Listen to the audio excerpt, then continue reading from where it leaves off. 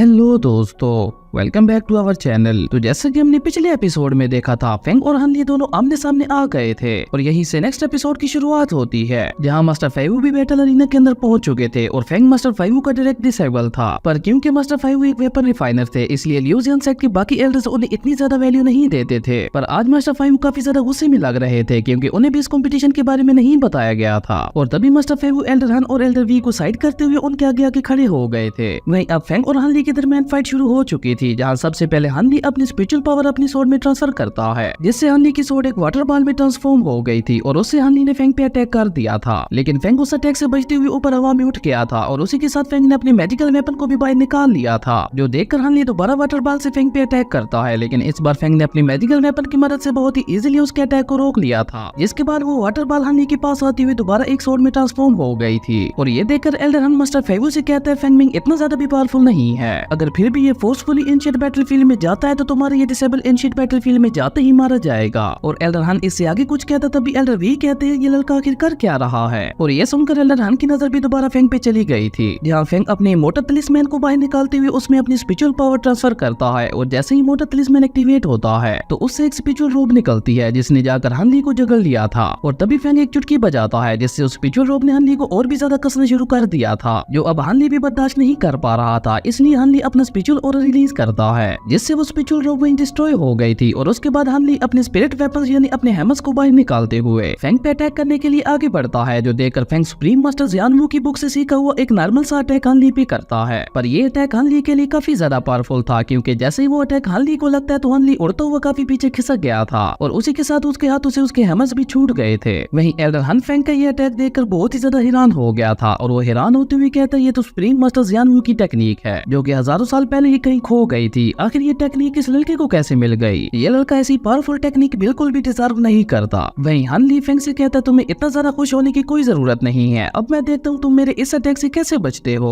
और ये कहकर हनली ने एक फॉर्मेशन बनाते हुए फेंग को उस फॉर्मेशन के अंदर ट्रैप कर दिया था। और ये देखकर फेंग, जो कि अभी तक बिल्कुल रिलैक्स खड़ा था, वो अपने मैजिकल वेपन को बाहर निकालते हुए नीचे जमीन पे एक बहुत ही ज्यादा पावरफुल अटैक करता है। और फेंग का ये अटैक इतना ज्यादा पावरफुल था कि हनली की फॉर्मेशन वहीं डिस्ट्रॉय हो गई थी। और फेंग के इस अटैक के और प्रेशर की वजह से सभी डिसेबल्स थोड़े पीछे खिसक गए थे, जिसके बाद फेंग अपने मैजिकल वेपन को वापस रखते हुए दो इमोर्टल तलिस्मैन को बाहर निकालता है और उन दोनों तलिस्मैन में अपनी स्पिरिचुअल पावर ट्रांसफर करता है, जिससे वो दोनों तलिस्मैन आपस में कंबाइन होकर दोबारा अलग हो गए थे। और तलिस्मैन के ये मूव फेंग ने बाइडू के एरन टोकन से ही सीखा था। और जैसे ही फेंग अपने तलिस्मैन से हनली पे अटैक करता है तो हनली को ऐसा लगता है जैसे फेंग सेम पहले वाला ही मूव यूज कर रहा है, इसलिए वो फेंग से कहता है, हर बार तुम्हारा ये सेम मूव काम नहीं करेगा। और ये कहकर हनली अपने हैमर्स को बाहर निकालकर उनमें अपनी स्पिरिचुअल पावर ट्रांसफर करते हुए फेंग के तलिस्मैन पे अटैक कर देता है। पर फेंग के तलिस्मैन को हनली के इस अटैक से कोई भी फर्क नहीं पड़ता, जो देखकर फेंग के फेस पे एक स्माइल आ गई थी। और उसके बाद फेंग अपने तलिस्मैन की पावर्स को एक्टिवेट करता है और ऐसा होते ही उन दोनों तलिस्मैन से गोल्डन स्पिरिचुअल चेन्स निकलती हैं, जो लगातार हनली पे अटैक्स करने लगती हैं, जिनसे हनली बहुत ही मुश्किल से खुद को बचा रहा था। और ये देखकर मास्टर यू फेंग की तारीफ करते हुए कहते हैं, मैंने अपनी लाइफ में ऐसा तलिस्मैन रिफाइनर जीनियस कभी नहीं देखा। फाइनली आज हजारों सालों बाद ल्यूजियन सेक्ट में भी एक तलिस्मैन रिफाइनर जीनियस आ गया है। पर कितने अफसोस की बात है, इतना ज्यादा जीनियस होने के बावजूद भी इसके पास सिर्फ वही इमेजिनरी रूट्स हैं, जिस वजह से इस लड़के का कोई भी फ्यूचर नहीं है। और तभी हनली, जो अभी भी बहुत ही मुश्किल से फेंग की स्पिरिचुअल चेन से खुद को बचा रहा था, वो फेंग से कहता है, फेंग मिंग आज मैं तुम्हें जिंदा नहीं छोड़ूंगा। और ये कहकर हनली अपना स्पिरिचुअल ऑरा रिलीज करता है, जिससे फेंग की स्पिरिचुअल चेन्स में डिस्ट्रॉय हो गई थी। और उसके बाद हनली एक बार फिर से अपने हैमर से फेंग पे अटैक करता है, पर फेंग हनली के अटैक से बचते हुए उसके पेट में एक किक मार देता है, जिसकी वजह से हनली उड़ता हुआ पीछे जा गिरता है। और हनली को इस तरह से गिरते हुए देखकर फेंग उससे कहता है, ब्रदर हन क्या यही तुम्हारी पावर है? मुझे तो लगा था तुम मुझे कड़ी टक्कर दोगे, लेकिन तुम तो इतनी आसानी से ही मुझसे हार गए। फेंग की ये बात सुनकर हनली को बहुत ही ज्यादा गुस्सा आता है और वो गुस्से से फेंग से कहता है, तुम्हारी हिम्मत कैसे हुई मुझे इस तरह से जलील करने की? और ये कहकर वो दोबारा फेंग पे अपने हैमर से अटैक करने के लिए आगे बढ़ता है। और वो फेंग पे अटैक करता उससे पहले ही फेंग ने एक बहुत बड़े स्पिरिचुअल पॉम्प से उस पे अटैक कर दिया था, जिससे हनली उड़ता हुआ बैटल अरीना से बाहर जा गिरता है। और ये देखकर वहाँ पे खड़े सभी डिसेबल्स बहुत ही ज्यादा हैरान हो गए थे। और उनमें से एक डिसेबल हैरान होते हुए कहता है, क्या इस लड़के ने अपनी ट्रू पावर को छुपा रखा था? क्या ये भी हनली की तरह फाउंडेशन बिल्डिंग रियलम में है, जिस पे एक दूसरा डिसेबल कहता नहीं, मुझे तो ऐसा नहीं लगता, क्योंकि मैंने सुना था ये लड़का अपनी फाउंडेशन को बिल्ड करने में नाकाम हो गया था। पर जो भी हो, इस लड़के के अंदर बहुत ही मिस्टीरियस पावर्स है, जिनकी मदद से इसने फाउंडेशन बिल्डिंग रियलम के कल्टीवेटर को भी हरा दिया। वहीं एल्डर वी भी सोचते हुए अपने मन में कहते हैं, इस लड़के की कल्टीवेशन तो बहुत ही ज्यादा मिस्टीरियस है। इसने की गैदरिंग स्टेज पे होते हुए हनली को, जो कि फाउंडेशन बिल्डिंग रियलम का कल्टीवेटर है, उसे बिना किसी मेहनत के ही हरा दिया। और इस तरह सबको फेंग की तारीफ करते हुए देखकर मास्टर फेवू अपने मन ही मन में बहुत ज्यादा खुश हो रहे थे, और वो अपने मन ही मन में फेंग से कह रहे थे, आज तुम्हारी वजह से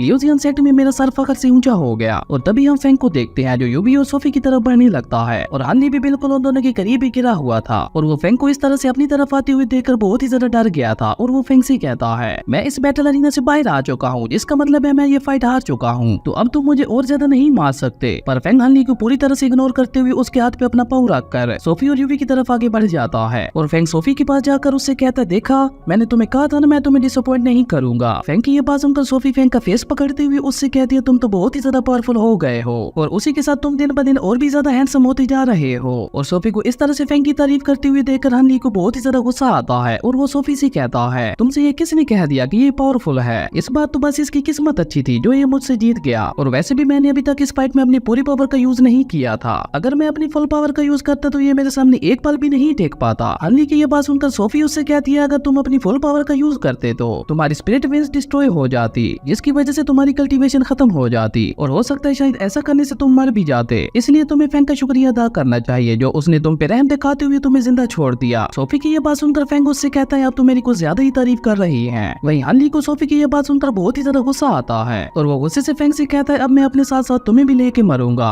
और ये कहकर हनली अपनी फुल पावर का यूज करते हुए अपनी सोल को बर्न करने लगता है, लेकिन वो पूरी तरह से अपनी सोल को बर्न कर पाता उससे पहले ही वो नीचे गिरकर बेहोश हो गया था। ये देखकर सोफी कहती है, इस लड़के के अंदर तो इतनी स्पिरिचुअल पावर भी नहीं बची कि ये अपनी सोल को बर्न कर पाए। मुझे लगता है ये बस बड़ी बड़ी बातें करना ही जानता है। और सोफी इससे आगे कुछ कहती तभी मास्टर यू कहते हैं, ये फाइट खत्म हो चुकी है, और अब क्योंकि फेंग बेंग ने हनली को हरा दिया है, इसलिए अब फेंग बेंग हनली की जगह एंशिएंट बैटलफील्ड में जाएगा। मास्टर यू की ये बात सुनकर एल्डर हन उनको रोकते हुए कहता है, मास्टर रुक जाएं, अभी तक ये लड़का फाउंडेशन बिल्डिंग रियलम में नहीं पहुंचा, इसलिए मुझे नहीं लगता ये लड़का ये पोजीशन डिजर्व करता है, और इसका तो कोई फ्यूचर ही नहीं है, फिर इसे एंशिएंट बैटलफील्ड में भेजने का क्या फायदा। एल्डर हन की ये बात सुनकर एक दूसरा एल्डर कहता है, पर इस लड़के के पास जो स्पिरिट रूट्स है, उनकी मदद से ये कभी भी अपनी फाउंडेशन को बिल्ड नहीं कर पाएगा, इसलिए मेरे हिसाब से एल्डर हन बिल्कुल ठीक कह रहे हैं। एल्डर बेन की ये बात सुनकर सोफी उनसे कहती है, एंशिएंट टाइम्स में ऐसे काफी ज्यादा पावरफुल और रेयर पर्सन गुजरे हैं, जिनके पास फेंग की तरह स्पिरिचुअल रूट्स थे, और उन सब ने भी अपनी इन स्पिरिचुअल रूट्स की मदद से अपनी फाउंडेशन को बिल्ड किया था, इसलिए मुझे उम्मीद है एक न एक दिन फेंग भी अपनी फाउंडेशन को बिल्ड कर लेगा। और तभी यूवी गुस्से से कहती है, एल्डर हन के पास तो वैसे भी अब कोई डिसेबल नहीं बचा एंशिएंट बैटलफील्ड में भेजने के लिए, इसलिए वो फेंग से जल रहे हैं। और तभी मास्टर फेवू भी फेंग की साइड लेते हुए एल्डर हन से कहते हैं, मेरे डिसेबल ने तुम्हारे जीनियस डिसेबल को हरा दिया है, अगर फिर भी वो एंशिएंट बैटलफील्ड में जाने के लिए डिजर्व नहीं करता तो फिर मेरे ख्याल से हन फैमिली के अंदर कोई भी एंशिएंट बैटलफील्ड में जाने के लिए डिजर्व नहीं करता। मास्टर फेवू की ये बात सुनकर एल्डर हन उनसे कहता है, अगर ऐसी बात है तो मैं खुद एक बार इस लड़के का टेस्ट लेना चाहता हूँ, और अगर इसने सक्सेसफुली मेरे 3 अटैक्स को झेल लिया तो मैं इसे एंशिएंट बैटलफील्ड में भेजने के लिए मान जाऊंगा। और इसी के साथ हमारा ये एपिसोड यहीं पे खत्म हो जाता है। अगर आपको ये वीडियो अच्छी लगी तो लाइक कर दें, और अगर चैनल पे नए आए हो तो सब्सक्राइब करते जाना। तो मिलते हैं एक न्यू वीडियो में, तब तक के लिए बाय।